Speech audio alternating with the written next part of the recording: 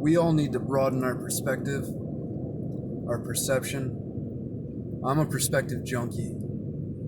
I love looking at things through a different pair of eyes, hearing people who think radically different or just their way of processing information, because it's all different. Every time you have a piece of information, it has to go through all the filters of your experiences. Not only the experiences that you are consciously aware of, but the subconscious experiences that created your own identity, which is constantly changing. People like to think of themselves as a fixed figure, but if they were to carry on a conversation with themselves from 5 years ago, they should be, at least in some senses, radically different.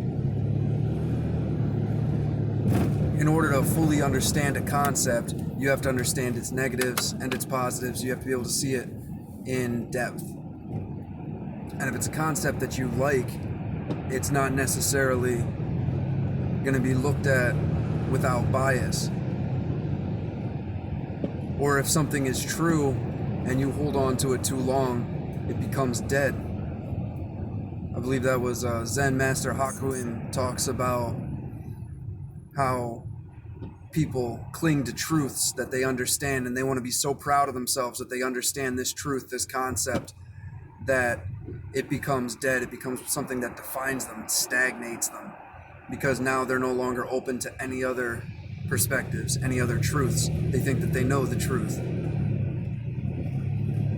And we all reach a point in complacency where we identify ourselves with our ideas, with our thoughts, our beliefs, and it puts a huge stigma on the way that we are able to dissect problems or interact with the environment, or even other individuals who might seem to have a different type of perspective, but they also have different experiences.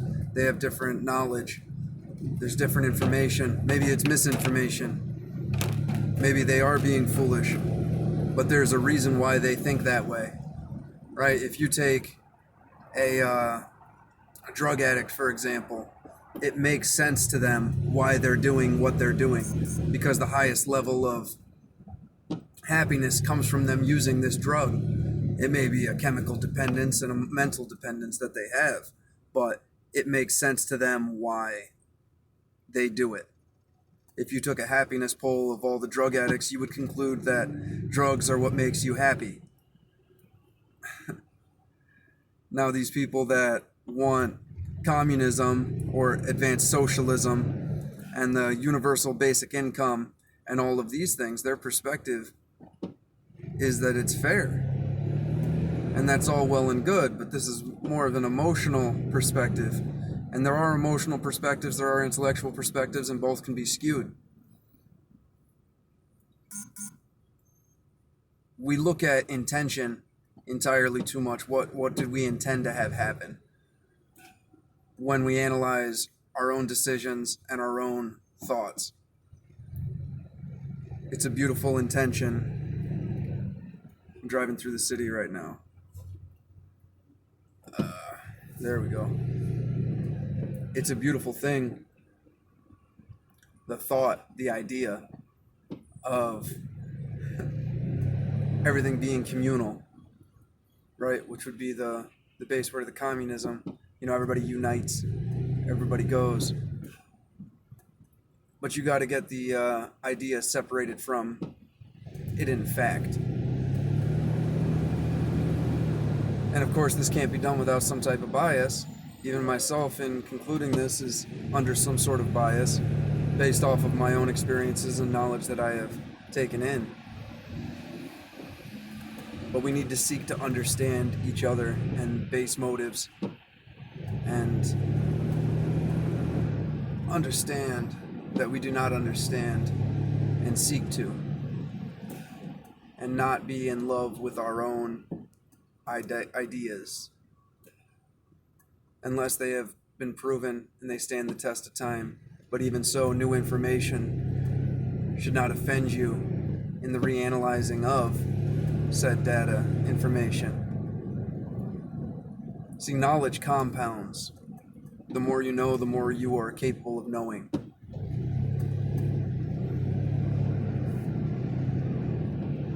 Ignorance doesn't have that capacity. Once you reach a certain point, it becomes more difficult. You're set in your ways. An analogy that I like is the cylinder analogy. If you look at a cylinder from the top or from the bottom, all you see is a circle. And you will swear on anything that that is a circle. Whereas if you look at it from the side, you see a rectangle. And you will swear on anything that it is a rectangle. But it is not until you pick it up or until you look at it at an angle from a variable side that you see that there is so much more to it, that it's actually a cylinder. Once you break free of the second dimensional thinking and you go into the third, you have the ability to take yourself out and look at things objectively without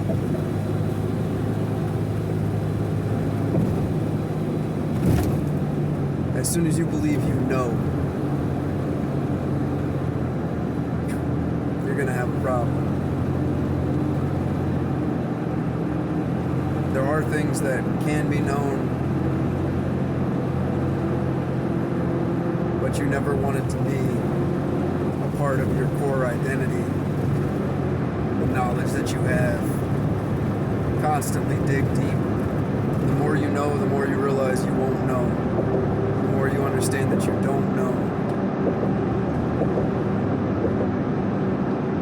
And we all need to have this childlike approach to the world if we wish to discover the nature of reality in a higher sense, expand our own consciousness, our own perceptions. We have this capacity as individuals. It's a lot more difficult to have this in a society. But that needs to be our goal. And we'll see a lot of our problems will take care of themselves with the broadening of perspective.